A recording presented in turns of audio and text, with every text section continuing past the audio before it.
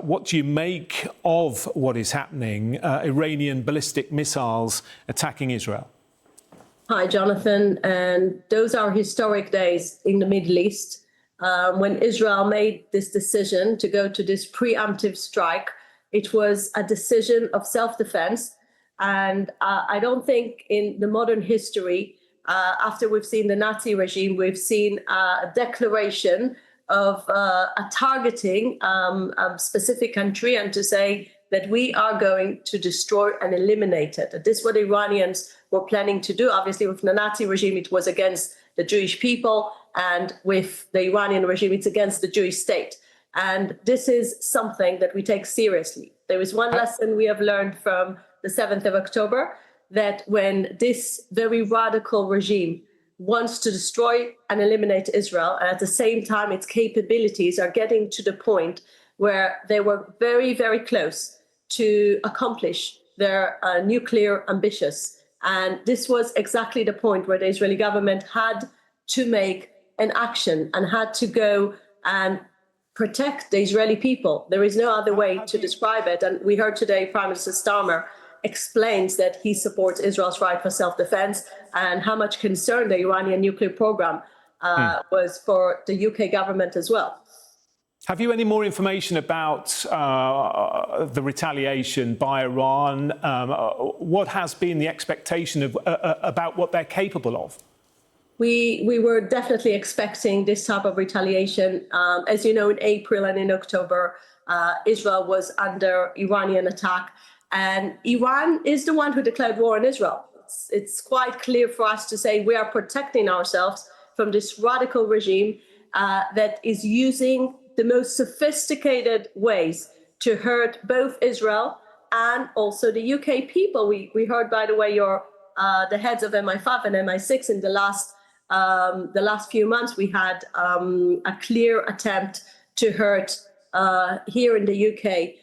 Both. So a preemptive strike by Israel. What's the end game, Ambassador? What is going to count as success for Israel? Is it ultimately going to be regime change as well as taking out the nuclear capability? This is not the aim. The aim is very clear, as our Prime Minister, our Foreign Minister are saying. The aim is to make sure Iran won't have nuclear capabilities. This is why all our targets are military targets. This is why we're attacking the nuclear sites. I think it's quite clear what we're doing. We're attacking military targets to make sure that Iran won't be a threat on the Israeli people and on Israel as a country. And we are working very hard. This is not a plan that was created in one night. This is a plan being created in many years from understanding the levels of danger. The Iranian regime. The concern is, sorry to interrupt, the concern is that this may push back things by a year, maybe a few years, but ultimately the Iranians have a huge amount of knowledge now. They will rebuild. They'll do it even more secretly, where we know that diplomacy, those talks were progressing. Well, history has proven different because in 1981, when Israel attacked the nuclear site of Saddam Hussein, you know that this was something that the world, the Americans later on, many years later in the Gulf War, they thanked Israel for doing that.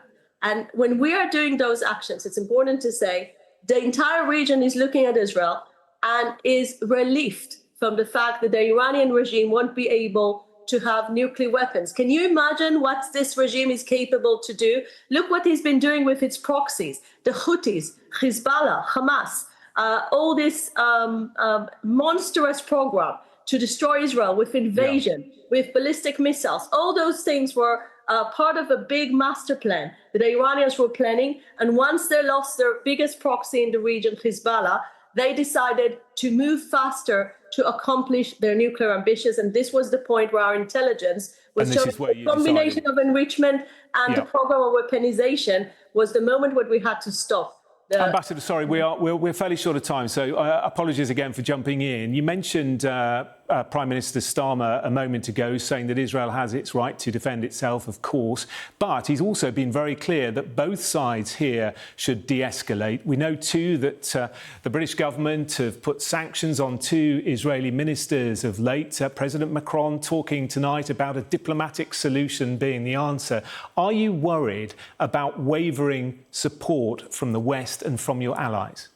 Actually, we are fighting the war of the West. What Israel is doing now is a war that all the countries in Europe should thank Israel for doing it, because those ballistic missiles are capable to get to London as well. So we're not just talking about regional threat or a threat just for Israel. We're talking about much more global a threat. And as you know, we were working very closely with our British partners for many years with the very strong cooperation we have on intelligence and defense.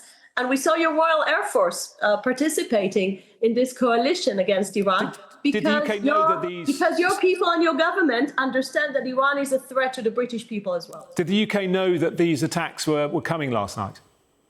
The first time we had conversations going on was in the midday today. We updated our American friends, and it's important to say that part of the success of this very important action of Israel is the fact that it took the Iranians by surprise.